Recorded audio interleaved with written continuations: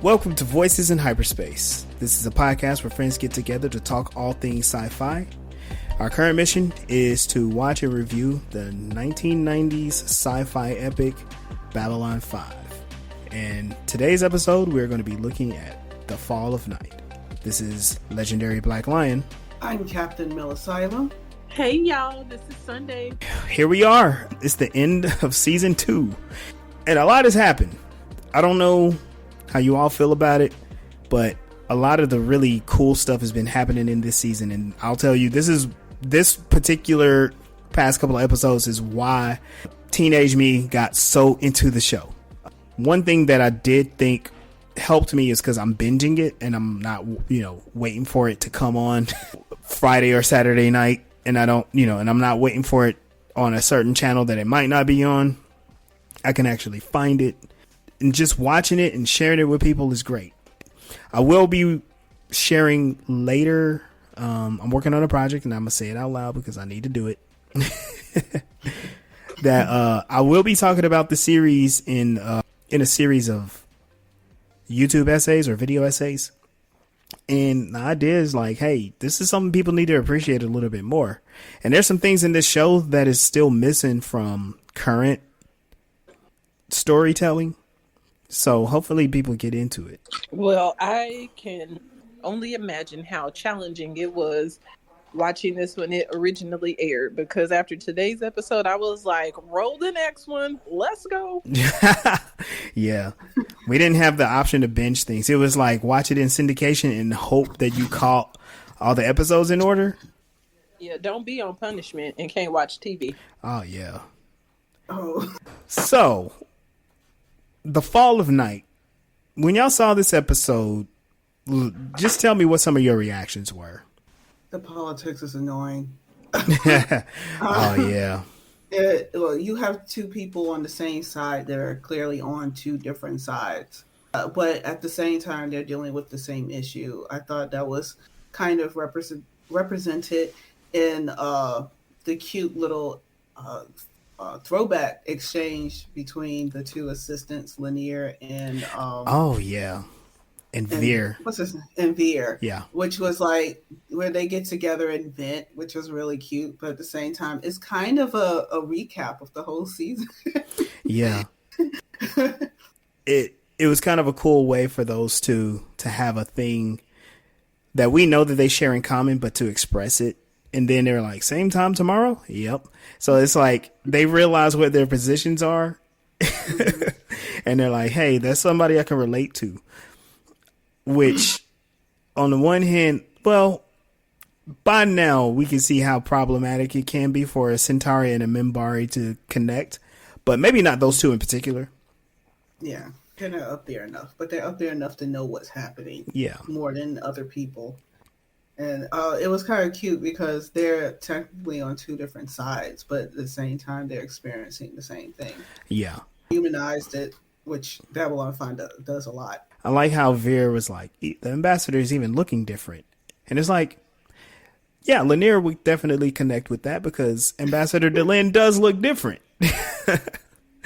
She halfway changed species. Right. Yeah, the two of them will be 90 years old sitting on a porch somewhere retelling war stories. So while that's going on, Captain Sheridan is running the Star Furies through some training exercises, and he's talking about how they suck and they need to do certain things so they can be more successful. And they acknowledge how some of the other alien species might deal with G-forces better than humans. And to kind of beef up their skills, he gives them extra training on their schedule, and they have to train against like Centauri tactics because you never know the way the things are going in the galaxy right now. The Centauri could be attacking humans, and we got to be prepared. Which, you know what, that's some great forward thinking by Sheridan. He's like, honestly, the whole season he's been hitting on all cylinders. He knows what he's doing. He's a good leader. Now, when they land, we find out that we know that Sheridan gets called away because the Drazi and the Pakmara need to talk to him. But this is also where Kiefer is overhearing that there's something going on in hyperspace. And I thought that was really, really cool because, like, his character hasn't had a ton to do except for this one specific thing. Like, of course, in the past, he's connecting and bonding with other arms of the military. But in this one, we see him getting connected to other Star Fury pilots that have experienced things in hyperspace that he has. And he's like, okay, I want to know more. We'll come back to that in just a minute. When Sheridan meets with the Pakmara and the Drazi, first of all, it seems like the Drazi is always that one dude. Like, the voice is so familiar. Is he supposed to be their ambassador? Yeah. Okay. But he comes across, ain't he that dude who was like the leader of one of the factions that was beating up each other? It's a race of twins. Like, they're all doppelgangers of each other. But isn't that how he became the leader? Because they were all fighting? So now he's their diplomat. Wait, he's supposed to go back to the planet. Yeah, so you're right. So yeah, maybe it's all doppelgangers. Maybe they procreate like worms. Or maybe the one who actually wanted to fight was actually on the planet, not on the space station, and they were just fighting as part of the thing, and and so their fight was for who would be the diplomat and not who would actually be. That's how they do all their elections. Yeah. From my understanding, they all wanted to fight until God told them not to. Yeah. Well, they had like it was supposed to take like a Drazi year, so however long that is. So well, Ivanova fix that. What gets explained to Sheridan is that both the Drazi, really it's the Drazi talking. The Pakmara are kind of like, I don't know, growling and making noises. I don't know. But they're saying that the Centauri are starting to be aggressive against them. Like now that the Centauri are done with the Narn, they're fighting these other species. Like, you're invading our territory. And Sheridan is like, this is the very thing that we didn't want to happen. So Sheridan confronts Londo Mollari. He's like, hey, what you're doing is destabilizing the galaxy. You need to stop. And Mollari is like, no, we're not destabilizing. We're trying to ensure stabilization. And this is just to make sure that everybody is in their place and don't nobody mess with us. And it's like, what? He gaslighting. Like, we know we try to conquer people. We gonna tell everybody we trying to make things stable for you and your insecurity. Colonization. Let's go. Right. It's just that double speak, right? They're doing one thing, they claim that they're doing another thing, and it's all so they can escape responsibility and be accountable. Right. And so Sheridan and Londo have this back and forth, and you see now that Londo just doesn't respect Sheridan's authority at all. We find out a little bit later what that means, but in general, it's because they are now a war species. They're trying to reestablish their galactic empire. Yeah. Mm-hmm. And the humans are now becoming just like everybody else. Like, I could whoop everybody's ass in here. And Sheridan's like, say it again. And later we find out that the Centauri's like, I could whoop everybody's ass in here except homie. So when Sheridan sits down and talks to Garibaldi about it, he's like, man, Londo sometimes is a cool guy, but he's infuriating. And Sheridan's like, well, how do we get through to him? He's like, you really can't if he's afraid. He believes that he's on the path to reestablish and to reignite the empire, but he's afraid every step of the way. Of course, Garibaldi sees that, but he doesn't know why he's afraid. And we know why, because essentially Londo is selling his soul and his people out for this glory. He's selling his soul to his new friends, but he's also selling it to like Lord Aretha. Like, these are people who are in the government who are not. These are not good characters. These are not savory characters. Which mirrors kind of what's happening on Earth too, because we got unsavory characters taking over Earth government as well. Yeah. Oh yeah. Yeah, you're talking about the assassination and all this. Oh, Same thing. Yeah. We doing the same thing. Well, Same thing. It's just not so cool and dramatic. It's kind of hidden. Yeah. It's not normal tradition. It is normal tradition on Earth, but it's not a way to. We don't show it off. We don't peacock it. We're kind of oh no, we're not really. We wouldn't do that, and then behind the scenes do it. Yeah. Oh yeah.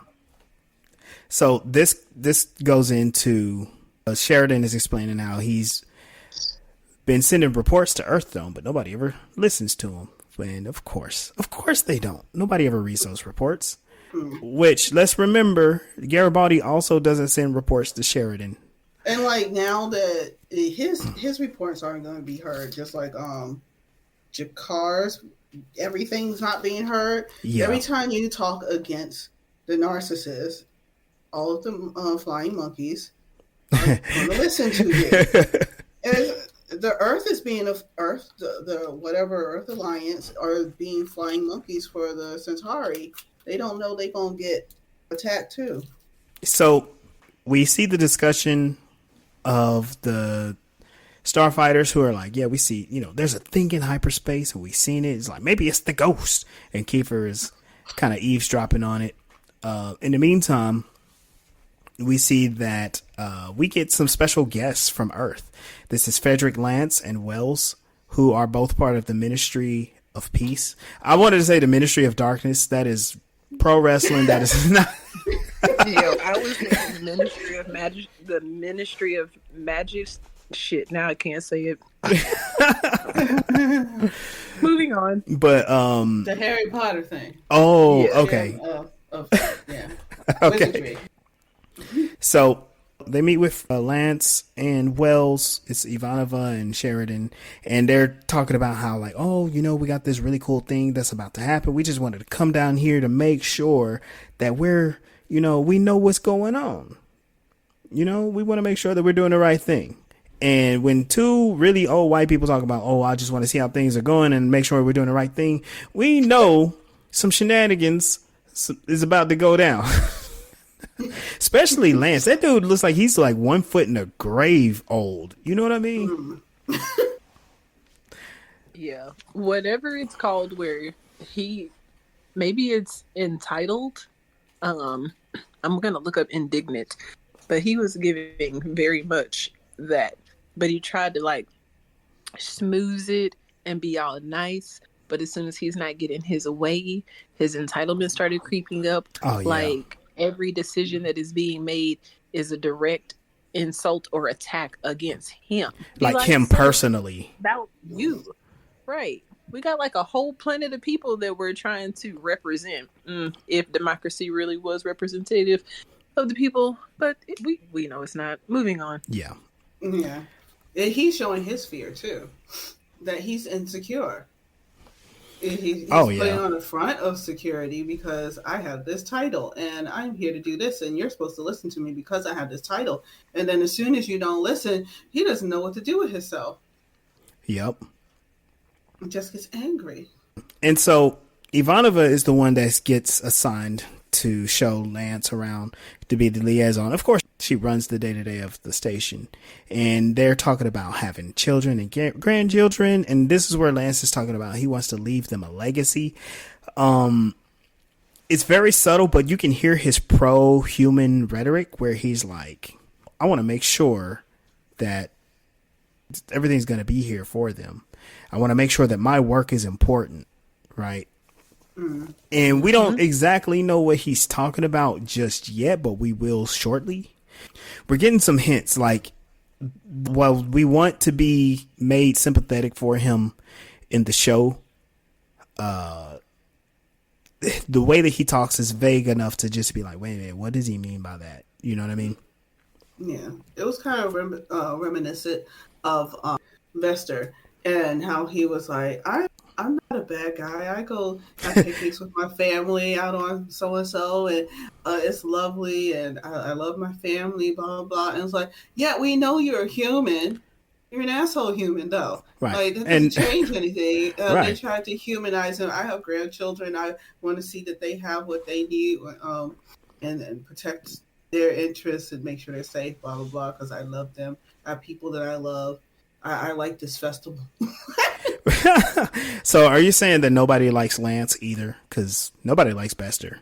Like, we're probably going to learn that we don't want to like him, even though we haven't learned at that point that we don't like him. We have no reason to. Yeah. But he's like, hey, I'm human like you. I'm like, so? Of course you are. Like, that's like, just because you're a jerk doesn't mean or just because you're scared doesn't make you less human. It actually does make you more human.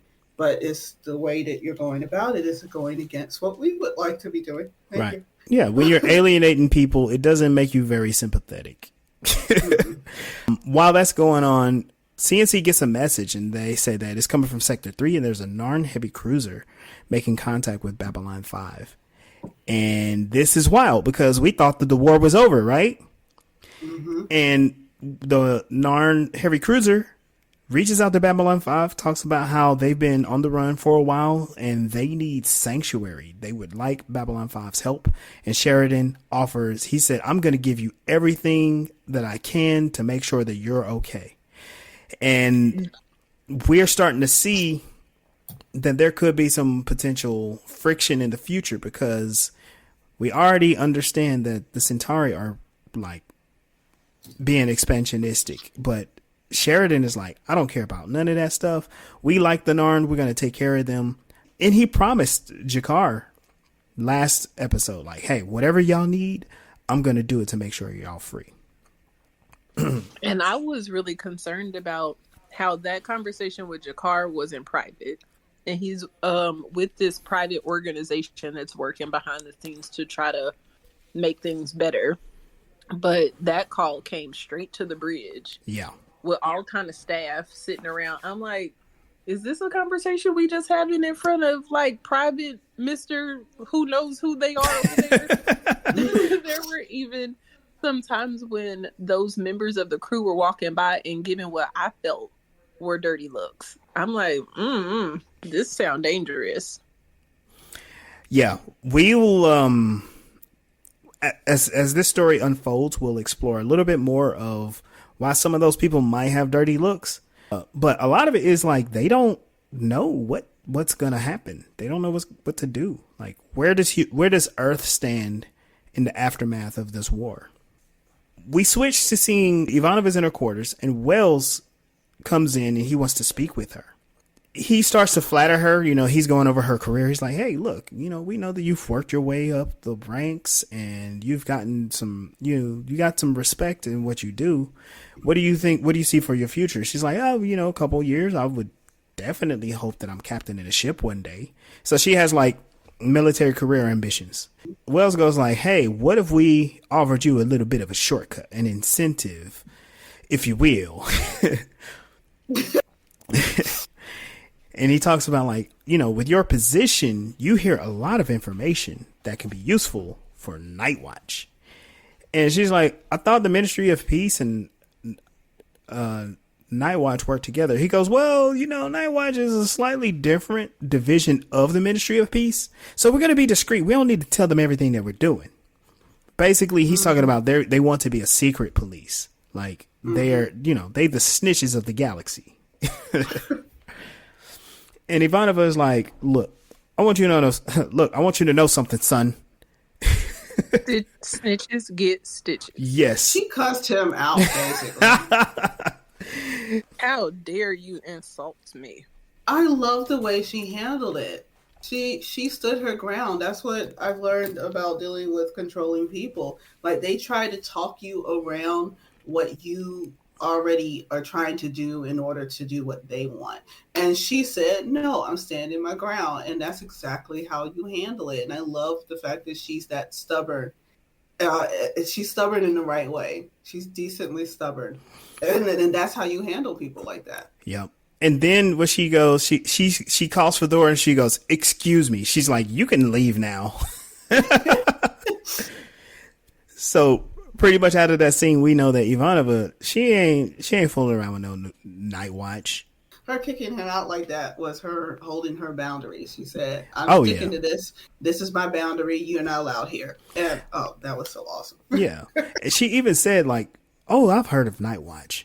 And some of the things that I heard were bothering me. But now that you're talking to me, I was right.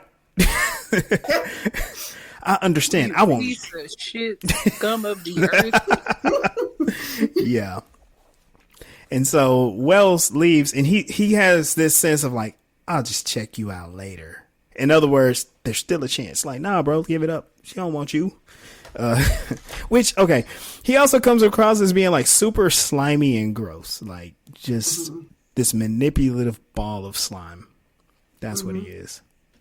So Sheridan notifies Jakar of the situation with the Narn cruiser. He's like, you know, we got this cruiser that came in. They're asking for help. I'm going to give them sanctuary.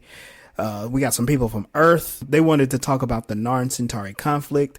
And Jakar's like, whoa, is Earth taking sides? Sinclair is saying, well, maybe. We don't, you know, we'll see what happens. I'm going to meet with these people later. And so there's optimism that there might be a little bit of relief for the Narn. Then what we see is Nightwatch has a meeting, as they do.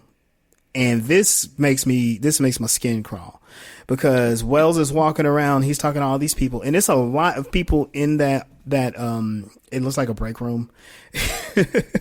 They got manipulated into wearing those badges. We're just gonna exploit you right into doing what we say, and we know y'all ain't got Ivanova's backbone, so y'all gonna do it. Yeah, right. And it felt you were right about it sounding like looking like a break room because I'm waiting for the microwave to go off. So their hot pocket. It would be like, oh, sorry, that's my hot pocket. Oh my god, that would have been hilarious if that happened during the meeting. Like, oops, my bad. Especially if it was Garibaldi too.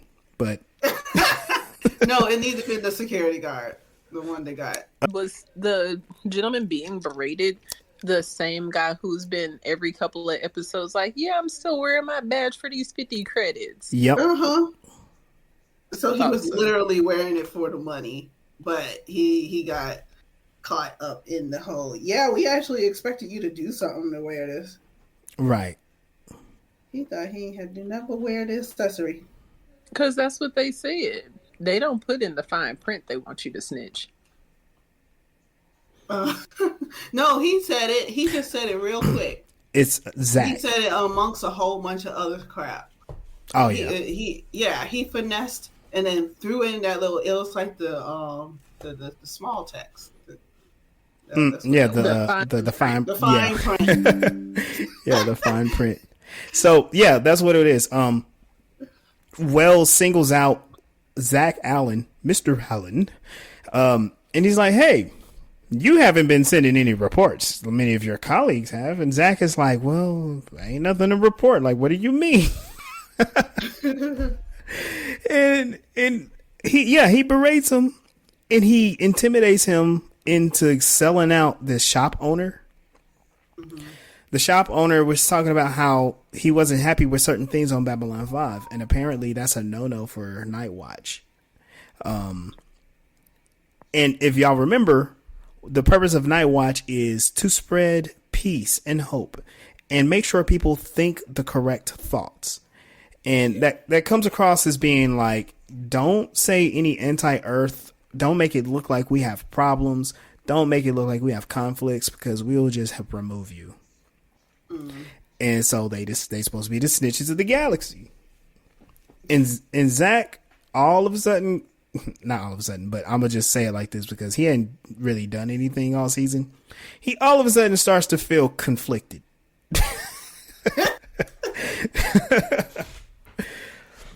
Yeah, because his, like, a random shopkeeper is just exercising their freedom of speech. Yes. But now we're in this meeting making it seem like that's not an okay thing.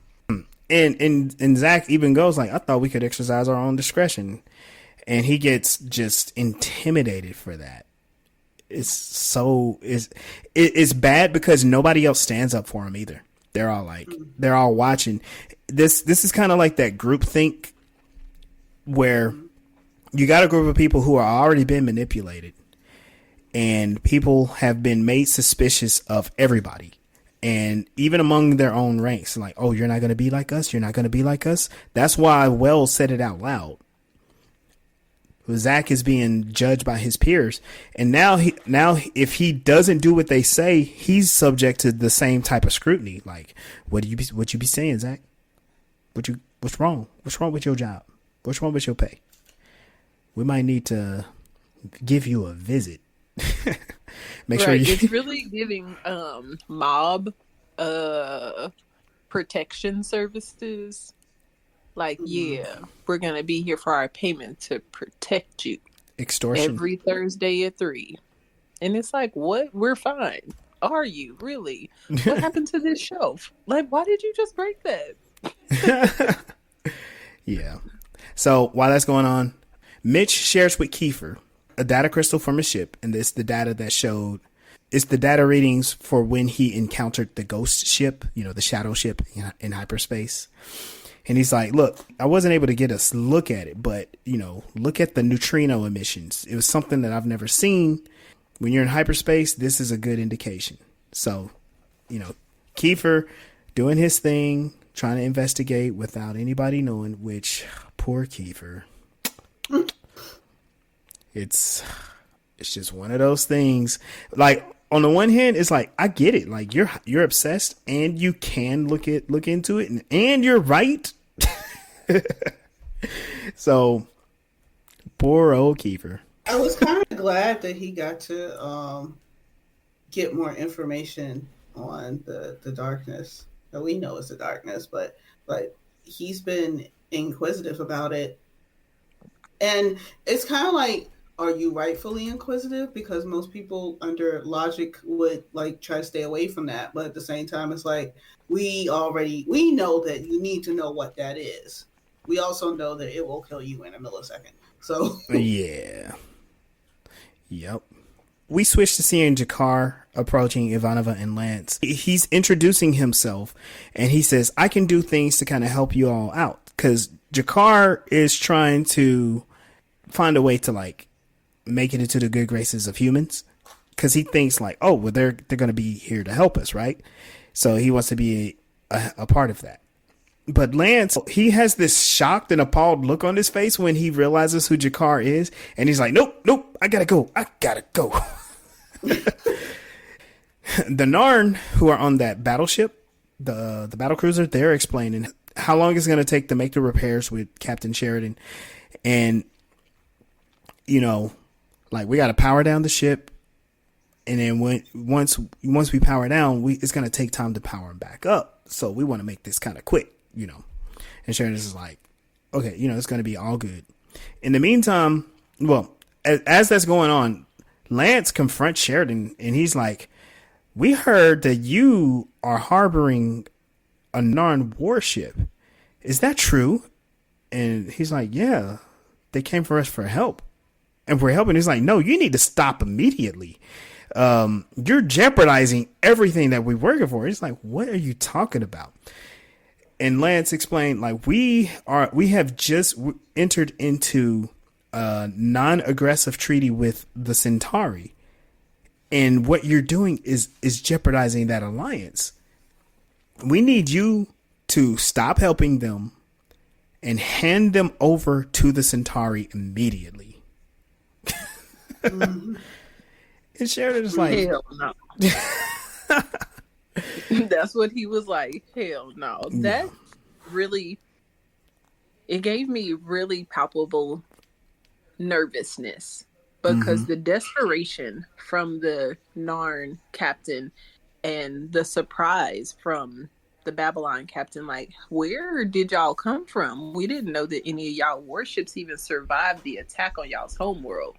But they was way out when the attack happened, and now they've just been running for their lives ever since.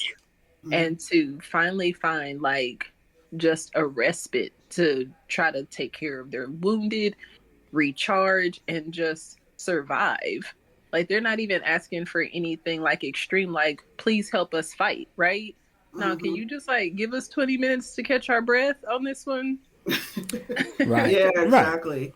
Especially since there wasn't supposed to be any form of fighting in Babylon airspace. Right. Airspace. There's no air. You know what I mean? Yeah. Yeah. But now, like, with this conflict and people trying to be friends with other people, whatever, it's like, no, just do what makes me happy at this moment and not stand by what the rules are, which comes up later. Yeah, it's annoying. They rules for thee, not for me, basically. Of course, yeah. Always with the Centauri. Yeah. You know, so Sheridan tells Lance off. He's like, I'm not going to abandon these people. And and Lance is like, well, what you're doing is wrong. We're about to announce this stuff. Sheridan talks to Ivanova and they're like, we don't like the idea of this treaty. Like, cause come on, like, how is Earth going to suddenly become allies with the war criminals of the galaxy? My favorite part, though, was you haven't signed the treaty yet. Remove him from the bridge. Right. Exactly. Yes. Bye-bye, little lady. Bye. You're no longer welcome here. You ain't supposed to be. Like, you are a civilian. Like, you don't belong here. And this is where we also get a little bit of, like, some grounding in the show. This is Ivanova speaking with Sheridan. She goes, oh, by the way, Merry Christmas, Happy Hanukkah, whatever. You know, they explain it's the holidays season on Earth. And he's like, oh, yeah. And she goes, I got you a gift. And he gets it. He goes, oh, I've never gotten one of these before. What is it? And she was supposed to know what that little piece of metal was. I know. Because honestly, think about it. Like, what kind of garbage do hero captains get from people all the time, right? So he probably just, I don't know. But she explains that she gave him a piece of shrapnel from the Black Star, which is the Minbari ship that he destroyed during the war. Londo talks to Sheridan, and he's demanding that Sheridan turns over the Narn cruiser. He says, I need the cruiser turned over, and I need the crew arrested so they can also be processed too. Like, this dude is demanding all kinds of stuff, and Sheridan is like, no, like, because the signal's bad.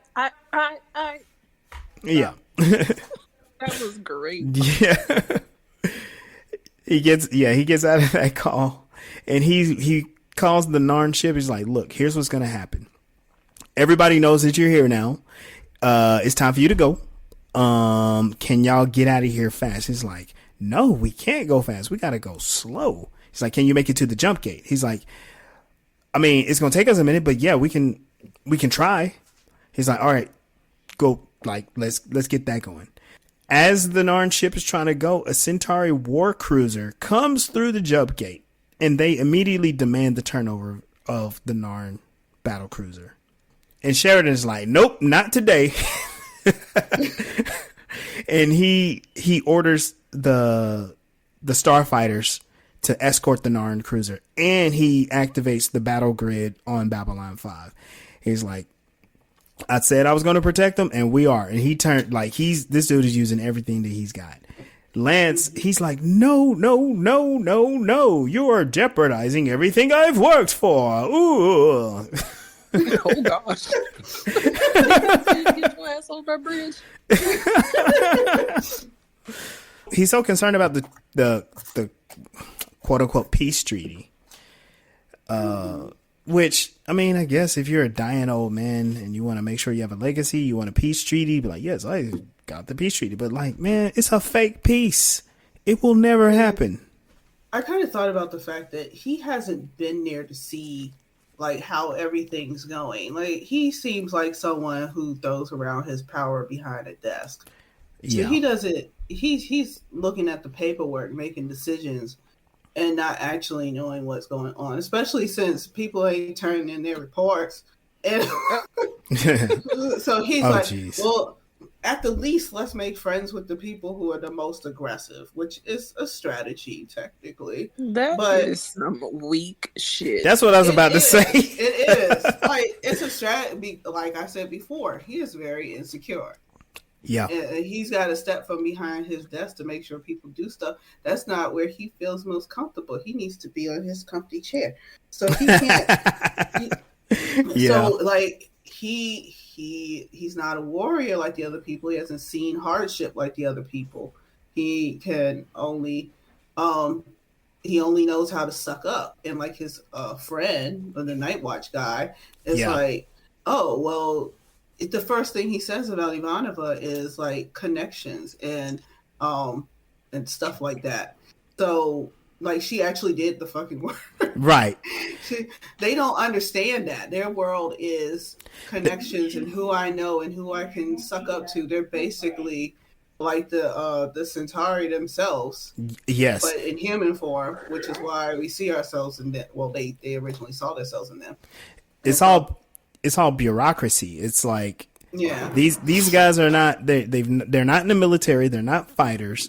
They're like office jockeys. They're desk jockeys, and they're trying to control people's behavior from behind a desk wearing these nice suits. But they sound so just dumb. They're trying to take over the government easily, and we know what that's all about. This is like Psychor stuff. I'm not going to pretend that I don't know what the conspiracy is, but yeah, they. And on paper, like, okay, let's be friends with the most aggressive people right now so that they don't bring it on us. Right. But the aggressive people don't care. Like, especially unlike, well, that type of aggressive people. Like, what's his name? Oh God. The Narn leader. He's aggressive, but he doesn't do aggressive things, like unnecessary aggressive things. He was defending himself. They're not attacking other species. He's not attacking other people. He's just like, hey, they're going to attack. They're going to attack. They find that annoying because they don't want to hear about being attacked. And so now they really don't want to hear about being attacked. So now they're going to cowardly be friends with the aggressors, which makes me think about real life right now. Yeah. Yeah, but like people like that, you try to get friends with because you think they're going to not hurt you if you're their friend. Mm-hmm. You just put yourself in their range. Yes. Yep. That's it. That part is like, you see the Centauri are beating up on other species, like 2 at a time in the galaxy, and you're like, oh, let me get close to you so you don't hit me. And it's like, that's what he want. That's what they want. Yeah. Yeah, so close enough to get hit. Yeah. Sheridan warns Londo and the Centauri that he's going to defend the cruiser with force and deadly force. And so they're thinking like, oh, well, the Centauri cruiser, their gun ports are open. Maybe they're trying to intimidate us to do to open fire first. And they're like, nope, that's not what happened. The Centauri cruiser opens fire first.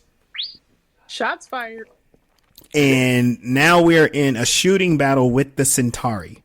Not just the fighters, but the station too. They like chisel off one of the little spiky things.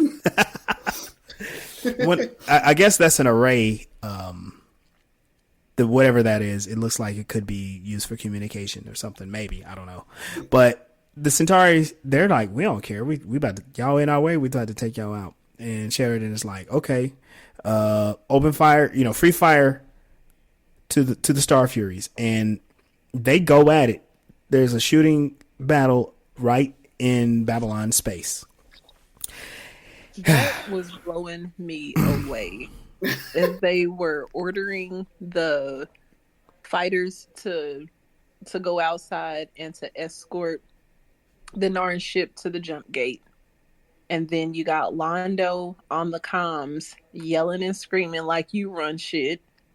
He was the confidence that was coming off of him, like high five, it was very good acting. But I'm like, you don't run nothing here. And I'm not sure how they don't run down to his quarters and just snatch him up. I can't. Because I'm gonna just be ready to like actually fight. Like, how are we letting this scumbag like even breathe right now? Right. But they're doing it. And when he said that the Centauri ship came out guns hot, like they targeting us and they ready to fire.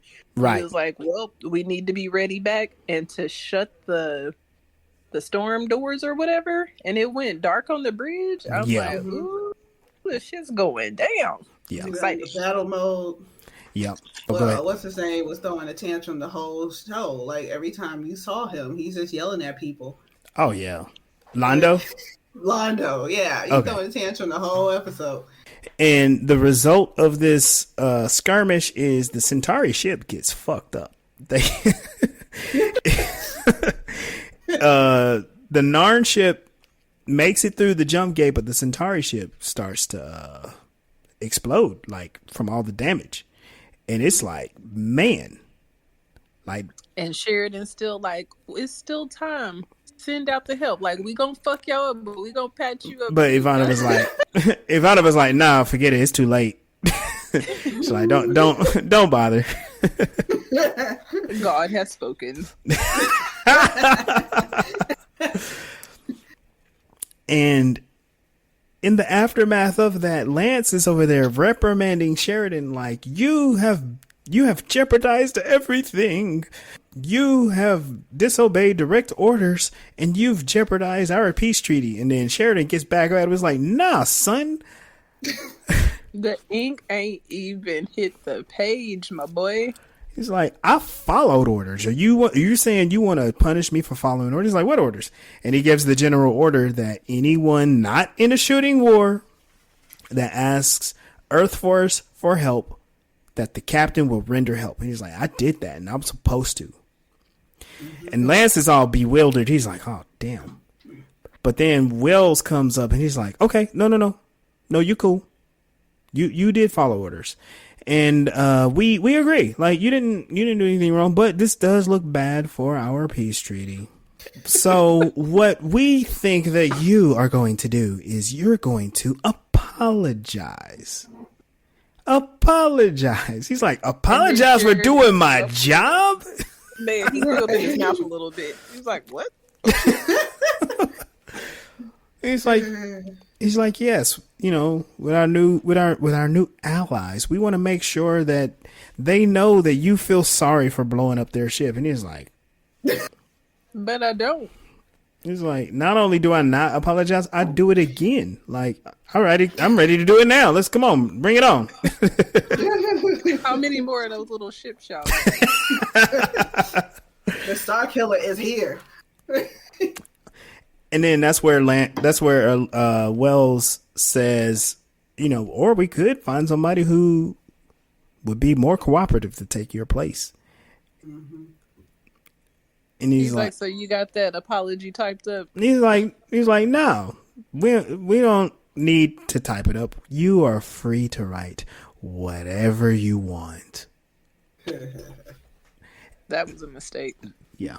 Now they're looking at it. There's something about that should have been a red flag, because it's like they want him to give the official apology, and he's supposed to do what they want, but. You know, Sheridan ain't going to do what they want, because you saw him practicing. He's like, I'm sorry that I had to whoop y'all's ass, and I'm sorry that I had to be the stand-up guy in the galaxy. I'm sorry that all of y'all are just some little bitches. I was like, yes, say it just like that. He said, and with all things, you know, it's the thought that counts. Great. So this is all right. So this is where we start to see the episode. Probably should have been 2 episodes, because now after that shooting war is over, there's something else about to happen. As Wells was explaining, they are gathering all of the ambassadors to the garden. It's going to be an official announcement of the treaty between the Centauri and the humans. It's also supposed to be Sheridan's apology tour.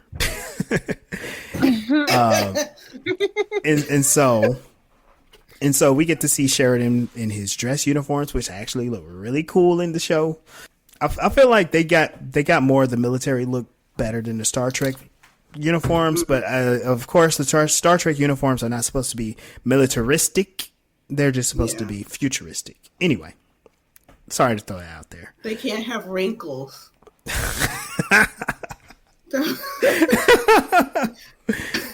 You have to do the Picard maneuver, which that looks cool though. The Riker maneuver. It looks the Riker maneuver. Oh, I thought you were talking about the Riker maneuver because no. of the pants. Well, the Picard maneuver is the shirt. Oh yeah. The Riker maneuver is the pants, but he's like what is it? He had back problems. Yeah, he had back problems, and he's over there like hurdling chairs and stuff. Yeah. But anyway, we get to see what is happening in hyperspace. Kiefer is part of the fighters that are escorting the Narn ship, and Kiefer gets an alert from his computer that sounds like Quagmire still, that there's the spike in neutrinos, and he tells the rest of the escorts like, hey, I gotta go investigate something, I'll be right back. So his ship turns around and he just takes off in hyperspace. Sheridan, he hates the idea of apologizing. He's like, why do I gotta do this stuff? He's practicing his speech. Back in hyperspace, Kiefer sees the shadow ship go by, and he's like, okay, cool. Computer record everything, and he's like, computer record everything, and he's following it through hyperspace. And so now we're kind of in like, we don't know it yet, but we're in kind of a race for time now. We got Kiefer chasing the shadow ship, and we have Sheridan on his way to meet with the other ambassadors, but there's like something not quite right. We also get to see more of the station. This helps you understand the scale of the station and what's going on the inside. It was so cool. Yo, they had like a whole train station. It was kind of like cross between New York subway and Wakanda. Mm-hmm. It was great. And for some reason, in order for Sheridan to get to the garden, he has to take a train. I guess it's cool. It all the time. This is just the first time we saw him do it. Yeah. We saw him do it in the first episode of season 2. Yes. The graphics were pretty bad at that point. They look a little bit better at this point. It does help you understand the scale and kind of like suspend disbelief. Mm-hmm. And so Sheridan hops on the train and he's going, and it's all these different alien species, and he looks over and he sees a Centauri man that's kind of like looking at him. They get to a stop. Everybody gets off except for Sheridan, and Sheridan looks over and is like, oh shit, there's a bomb. Like, this is a big ass bomb stuck to the chair. And he's like, computer, override door. And he Spider-Man's out that door. And this is where we get to actually understand Babylon 5, the station. Mm-hmm. You see from the inside of the station, it's circular. It is rotating. And the rotation is helping people stick to the station floor. So it is moving. We understand that's how they do the artificial gravity. But where Sheridan is jumping off at is kind of like in the center. Not like in the direct center, but like the center of one of the center of like one of the walls, or one of the floors or whatever. And where he jumps out, the bomb goes off and it catapults him a little bit, and he's floating. So he's in a spot where there is no gravity. And so he's just kind of like veering towards the ground. And I'm like, okay, like, because we got to depict that, it makes a lot more sense, Which also, a lot of the station is green because it's like, the hydroponics have to feed people, keep the air. So it makes sense that they need a lot of green in there. Mm-hmm. I was kind of overthinking, that if he's in the center where it's spinning and there's no gravity there because the gravity is being created by the momentum of the spin, he should be seeing everything turn around him. Yes. True. We should be able to see the rotation, and we from the perspective of the people down in the gravity, he should be spinning. I agree. But that would be a lot of work to make happen. So I'm going to let that go.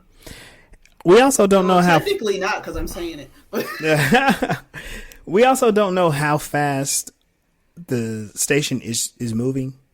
I mean, it should be moving faster than it's depicted, but it's just one of those things.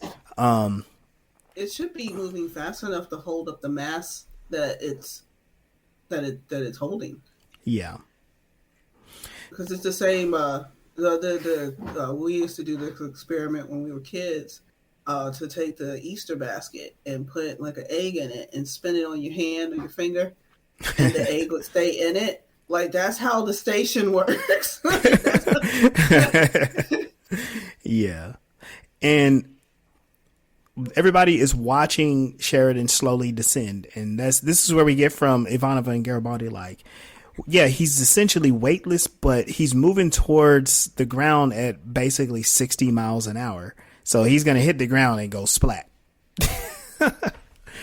And I think it's because the rotation is around that 60 miles an hour mark or whatever, right? And while they're watching, everybody's just dumbfounded because what are they going to do? Ivanova calls for help in jetpacks. She's like, we need them. We need y'all now. She's like, okay. The dispatcher will be like, okay, we'll be there in about 2 minutes. She goes, no, we need you now. 2 minutes would be too late. Delenn sees this and she looks directly at Kosh, who's at the gathering. And she's like, look, Kosh, I know you don't like doing this shit. But if everything you say is true, you need to do something now to help him. Like, I don't care if people ain't ready. And Kosh doesn't even talk. He just pops open his encounter suit and we see light come out of it. And I was so proud of myself. Okay. I saw him shapeshift into like 3 different aliens. And I'm like, but he don't look like a Centauri. No. Yeah, he doesn't look like a Centauri at all. He looked like everybody else. So. Mm-hmm. Yeah, and everybody saw themselves in him, basically. That's what I got out of it. Yeah. When everyone looked at him, they saw him as their species. And the human version looked like handsome Squidward. He was bald-headed and everything, yo. And so Kosh, who is an angelic being with butterfly wings, helps. He flies up, rescues Sheridan, and helps him down to the ground without any damage. And Sheridan looks at him. He's like, Kosh? And Kosh, does he say yes? I think he nods. He nods. Yeah. And then that dude just takes off in a blaze of glory. Yeah, and all of the alien species saw, like, Kosh looked like their species. And they were all, like, saying the name of, like, the godlike or angelic creatures that they have mythologies for. And so, in that moment of saving Sheridan's life, we have so many more questions. But those questions do get addressed in the same episode. And we'll come back to that in a moment. Because in hyperspace, Kiefer is following the shadow ship. And the shadow ship realizes he's being followed. And he turns around. And Kiefer's like, oh, shit. Okay, look. Eject all of the information that I just recorded. And so he ejects that. The shadow ship turns around, blasts Kiefer, and Flyboy Kiefer, we hardly knew you. You were gaining a personality. In Babylon 5, you were our resident hotshot pilot.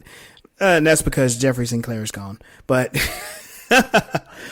but he gets handled, and we don't, he's gone. He's gone. So he actually died? He didn't just get knocked out? No, he got blasted. He is out of there. And he made sure that the black box make it back to the house. Yeah. So what we what we find out is Sheridan is talking with Delenn after the aftermath of the gathering, and he was like, so what I saw was Kosh. And she's like, yeah. She explains that the Vorlons have been visiting different species for millions of years. And Sheridan is like, oh, conditioning us and manipulating us. Yeah. Hell yeah. That part. So that we can react in the right way when we see them. And I was just like, yo, he ain't with it, is he? He's like, nope. He's like, I don't care. I don't care if you glow. I don't care if you move faster than the speed of light. I don't care if you got the face of Jesus. If you manipulating me, I don't want nothing to do with you. Come on. That's why he's the leader of the rebellion. Oh.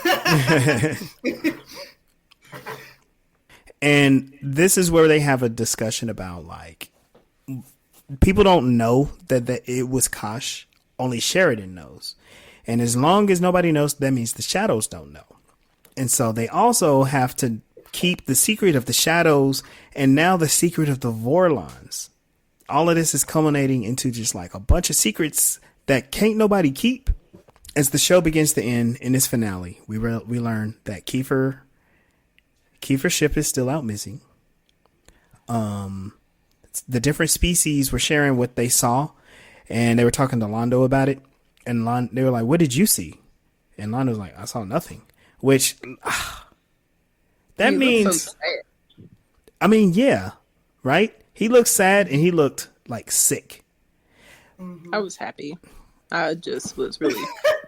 But think about great about that moment. Think about it. When he said he saw nothing, is he saying he didn't see anybody rescue Sheridan, or he didn't see anything? Correct. Because everyone else called him, when they were talking about the figure from their culture that he looked right, that he was, it was always associated with happiness and hope, and, mostly hope.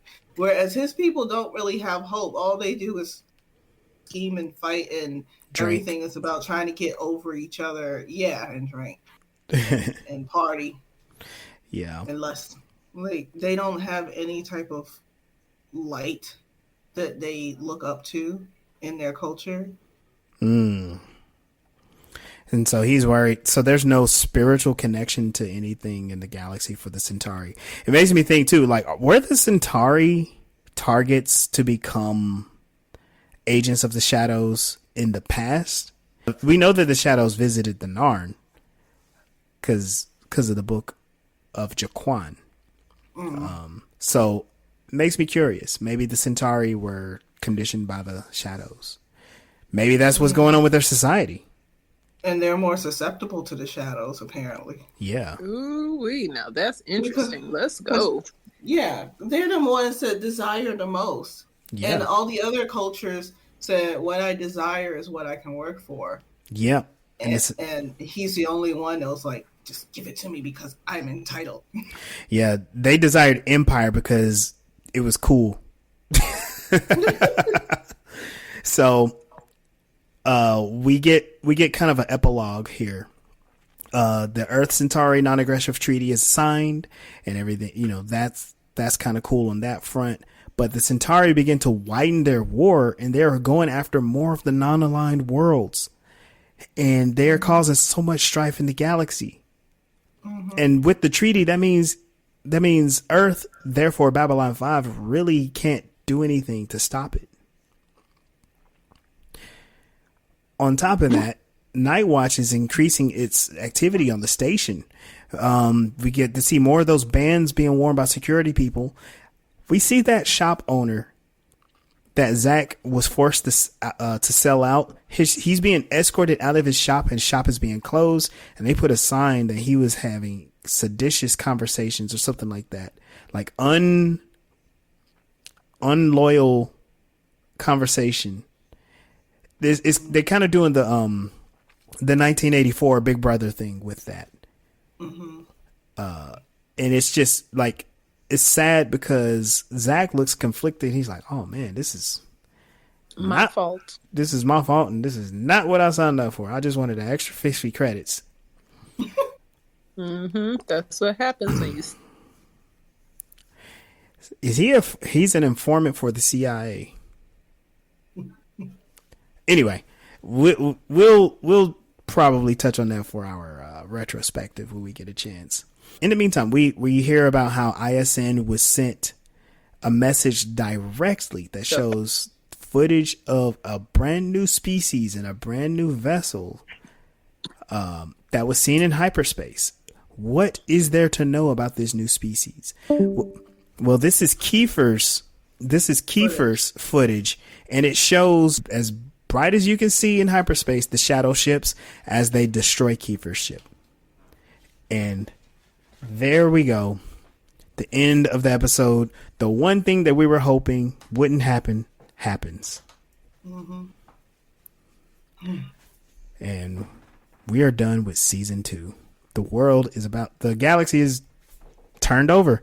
This is where we hear Ivanova narrating like Babylon 5 is supposed to be on a mission for hope and peace, but now it's the last best hope for victory. Yeah.